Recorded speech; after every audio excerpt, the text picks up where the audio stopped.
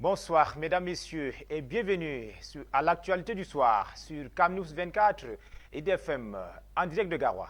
Le sommet. Projet Biba Benue, l'engagement communautaire impératif pour la réussite de l'initiative. Le sujet était au cœur des échanges à l'occasion d'une réunion d'information tenue à l'Agdo sous la présidence du sous-préfet.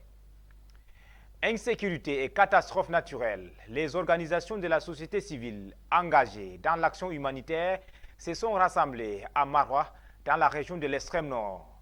Objectif, échanger sur leur intervention et les obstacles rencontrés. Voilà pour le titre. Une fois de plus, mesdames, messieurs, et bienvenue au journal sur Camnews 24 ITFM Radio. Nous vous le disions tout à l'heure, la salle de conférence du Centre de formation professionnelle de la femme et de la famille de l'Agdo a servi de cadre à une réunion d'information sur le projet Biba Benue sous l'égide du sous-préfet El Hadj Moussa. Cette rencontre a rassemblé divers acteurs communautaires, tous engagés pour un avenir meilleur. Boubacar Adama. Que tous tes enfants du Nord-Sud. Ce mardi 14 janvier 2025, la salle de conférence du CPF de l'Agdo s'est animée sous les auspices du sous-préfet de l'arrondissement, El Hadj Moussa. Ce cadre prestigieux a accueilli une réunion d'information cruciale portant sur le projet Biba Benue, initiative phare au service de la commune cible. Après l'exécution solennelle de l'hymne national, la cérémonie a pris son envol avec l'enregistrement des participants, suivi d'une présentation individuelle riche en diversité. L'importance de cette rencontre s'est rapidement fait ressentir. C'est alors que le sous-préfet a pris la parole pour ouvrir les travaux, soulignant l'importance de l'engagement communautaire pour la réussite du projet. Par la suite, le coordonnateur du projet Biba Benue, Mohamed Habibou, a ensuite exposé les contours de cette initiative ambitieuse. Avec rigueur, il a mis en lumière certaines zones d'ombre nécessitant clarification, suscitant des débats passionnés parmi les participants. Ainsi donc, les échanges ont été vifs et enrichissants. Autorités religieuses et gardiens de la tradition ont exprimé leurs préoccupations concernant les zones d'intervention du projet. Des périmètres encore sujets à controverse ont été au cœur de discussions, témoignant d'un engagement collectif envers un avenir meilleur. Toutefois, cette journée s'est révélée être un catalyseur d'échanges constructifs. Tous réunis autour d'un objectif commun, contribuer activement à la réalisation du projet Biba Benue. Ainsi s'achève ce moment fort en émotion et en réflexion. Restons mobilisés pour faire avancer nos projets et bâtir ensemble un avenir promoteur. Parlons à présent de toute autre chose. Les organisations de la société civile engagées dans l'action humanitaire se sont rassemblées à Maroua, dans la région de l'extrême nord, pour échanger sur leur intervention et les obstacles rencontrés dans un contexte marqué par les catastrophes naturelles et l'insécurité. Pendant 2 jours, ces acteurs ont consacré leurs travaux à des réflexions approfondies sur ces enjeux et leurs implications sur le terrain. Célestin Tabouli et Amidou Kaouf pour le reportage. Organisé sous l'égide de l'action locale pour un développement participatif et autogéré, avec le soutien de partenaires, visait à renforcer la collaboration entre les acteurs internationaux et ces OSC nationales pour une meilleure application du triple nexus humanitaire développement-paix. Je dirais que l'objectif a été plus qu'atteint, déjà par la forte mobilisation des acteurs de la société civile, des partenaires internationaux, mais aussi de partenaires étatiques. Et donc, vraiment, nous sommes comblés après les réflexions de ces 2 jours. Les discussions ont été structurées autour de 4 panels thématiques, à savoir la localisation et la durabilité des OSC, les financements adaptés aux besoins locaux, les droits des femmes et des filles dans un contexte de crise prolongée et l'impact des changements climatiques sur les populations déjà affectées par la crise. Ces journées de la société civile ont permis de mettre en lumière les initiatives des OSC locales et d'ouvrir des perspectives de collaboration pour renforcer la résilience des communautés affectées. Notre contribution est qu'il faudrait faire ces plaidoyers très forts afin que nous soyons impliqués réellement dans les recommandations de la localisation qui a été adoptée afin que ça soit être applicable sur le terrain. À l'issue des travaux, plusieurs recommandations ont été adoptées. Marthe Wandou, membre de l'équipe de rédaction de la déclaration finale, a présenté les axes stratégiques définis. Parmi eux, le renforcement des partenariats locaux, l'accès élargi au financement et la mise en œuvre des mécanismes de suivi de ces recommandations.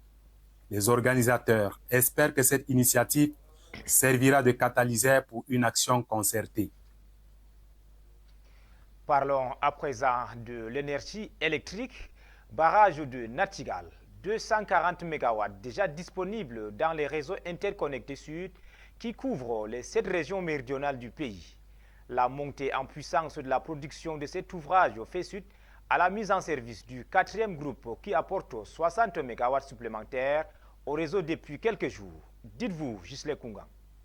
Le barrage hydroélectrique de Natigal monte en puissance dans la production. Depuis le 18 novembre 2024, il injecte 240 MW d'énergie électrique dans le réseau interconnecté sud qui couvre les 7 régions méridionales du pays. Cette montée en puissance de la production de cet ouvrage est consécutive à la mise en service du 4e groupe qui apporte 60 MW supplémentaires au réseau. L'aménagement est constitué de 7 groupes d'une capacité de 60 MW chacun et les 3 premiers groupes avaient été respectivement livrés en juin, août et septembre 2024. À sa mise en service totale, Natigal aura une puissance installée de 420 MW et fournira près de 30% de la consommation électrique du réseau interconnecté sud du Cameroun, indique NHPC, la société de projet. La centrale hydroélectrique de Natigal doit produire à terme 420 MW et la mise en service intégrale de cette infrastructure énergétique est annoncée pour fin janvier 2025 de sources officielles. Mais pour que l'exploitation de l'énergie produite bénéficie directement aux populations, les voies de transport doivent également être construites et achevées. Un autre parcours du combattant dans ce projet construit sur le fleuve Salaga à 65 km au nord-est de la capitale Yaoundé qui abrite le plus important potentiel hydroélectrique du Cameroun. Le projet hydroélectrique de Natigal prévoit aussi la construction d'un poste de départ de 225 kV et d'une ligne de transport de 50 km jusqu'au poste de raccordement de Niom 2. À terme, le projet permettra au Cameroun de fournir au Tchad voisin 100 MW d'électricité à l'horizon 2027. En sport, Rigobert Song, l'ex-manager sélectionneur des Lions indomptables, rebondit en RCA un an après son départ de la sélection nationale camerounaise. Le technicien camerounais a paraphé un contrat de 2 ans avec la Fédération centrafricaine de football. Ali Jidda et Michel Ateba. Son principal défi est de qualifier la sélection nationale de la RCA à une phase finale de Coupe d'Afrique des Nations. Depuis la création de l'équipe nationale en 1974, elle n'a jamais joué une édition de CAN. En signant son contrat de 2 ans avec les autorités centrafricaines, l'ex-manager sélectionneur qui va occuper le même poste en RCA est conscient de l'ampleur de la tâche. L'objectif donc de qualifier les Fauves de Bas-Ubangi à la Coupe d'Afrique des Nations 2027 Kenya, Ouganda et Tanzanie reste la seule préoccupation du nouvel entraîneur, sélectionneur, manager. Bien avant Rigobert Song Bahanak, un autre Camerounais, Hans Akbor, a occupé le poste d'entraîneur adjoint avec pour principal le Suisse Raoul Savoie. En rappel, Rigobert Song est le énième technicien camerounais à manager une sélection nationale en Afrique. Jean-Paul Akono en 2002 avec les Sao du Tchad, Cyprien Achou Bessong, l'actuel adjoint de Marc Brice en 2019 avec le Soudan du Sud et en 2008 François Omambiyik avec les Bamara de Bas-Ubangi à l'époque. Mais la signature avait été annulée à cause du refus du président de la fédération de l'époque qui avait fait dos rond sur le contrat. La sélection nationale féminine U17 de football s'est amusée dimanche au Caire. Le groupe amené par le sélectionneur national de la catégorie, Joseph Braham Noko, s'est imposé sur le score de 5-0 et s'est donné toutes les chances de se qualifier au second tour. Ali Jida et Michel Ateba nous font le point. C'était une balade de santé au Caire dimanche dernier. Opposés à leur homologue égyptien pour le compte des éliminatoires de la Coupe du Monde U17 féminin, Les Lions indomptables ont littéralement marché sur leur adversaire sur le score de 0,5. L'héroïne du jour s'appelle Tazanou, auteur d'un triplé. Onkusa Divine et Tiwalis se sont ajoutés à la fête. Un score qui ouvre pratiquement la porte au groupe pour la suite de la compétition. Mais en attendant, Joseph Ndoko, l'entraîneur-sélectionneur et ses pouliches reçoivent la formation égyptienne à match retour le 18 janvier à 14 h au stade Kwekong de Bafoussam. 28 pays africains sont engagés dans cette compétition qui va se résumer en 3 tours. La Coupe du Monde U17 féminin se dispute du 17 octobre au 8 novembre 2025 au Maroc. 5 nations africaines y prendront part. Voilà, mesdames, messieurs, c'est la fin de cette édition d'information du soir sur CAMnews 24 et IDFM Radio. Merci de nous avoir écoutés. Bonsoir.